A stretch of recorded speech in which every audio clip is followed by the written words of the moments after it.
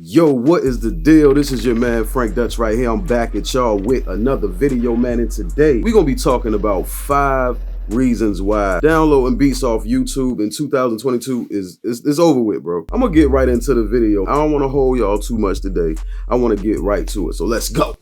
All right, so number 5, man, copywriting issue. When you get these beats, it's a high possibility that these producers and even songwriters, you know what I'm saying, they've copywritten the material before they put it up. When you go to do your thing to it or do some sort of rendition to it, you stand a chance of getting the joint blocked like Matumbo style from the platforms that you're trying to put it on. That's actually happened to me before on that Piff back in like 2017 or something, like 16 or 17 or something like that, bro. Number 4, man, non-exclusivity, man. Non-exclusive, man.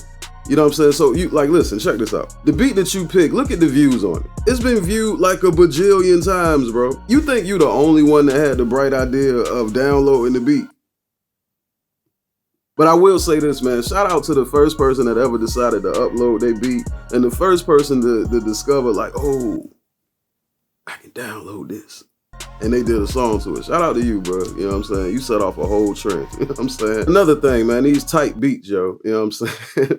I understand wanting to keep up with the times and everything and current trends and everything, but people often get that confused with sounding like. That's not what you want to do. You know what I'm saying? As a matter of fact, contrary to popular belief, a lot of the professionals, they don't sound the same. The content is the same, maybe. However, the way it's delivered, it is definitely different. Everybody got their own different styles. Even though Lil Baby and DaBaby, they may have similar names, they have 2 totally different styles. Believe it or not, man, a lot of the professionals, they get a little agitated after a while with the flattery. All right, so another thing about this, yo, is bad quality, bro. You know what I'm saying? Like, for all you indie artists out there that's watching this video right now, and you downloaded a bunch of these tight beats. As a matter of fact, you came across this video looking for tight beats, you know what I'm saying? But y'all just doing that and actually making dope songs to the beats and everything, and you wondering why like the mix is trash. It could be an array of things actually, like that started with the recording process. But another big issue is this right here. When the producer makes the beat, they convert it into an MP3. Even in the video file that they make in Fruity Loops, you know what I'm saying? Or whatever they use to create the video file, it gets converted in that program right then. Then when they go to upload it to YouTube, YouTube has its own conversion process that it takes it through. And then here you come. Then here you come with your little download anything to MP3 or YouTube. How do I download YouTube? You making the quality go down again. You know what I'm saying? Because when you downloaded that website that you use, that takes it through another conversion process. And that downgrades the quality every time, bro. All right, now don't get me wrong, man. Listen, it can definitely sound great. Like sometimes, you know, you run across a beat that got a great mix on it and it'll sound dope. But if you really want to take your song past the demo phase, man, it's best to go ahead and, you know, send an email or a quick message to the guy that made the beat or whatever and talk to him about getting those multi-tracks.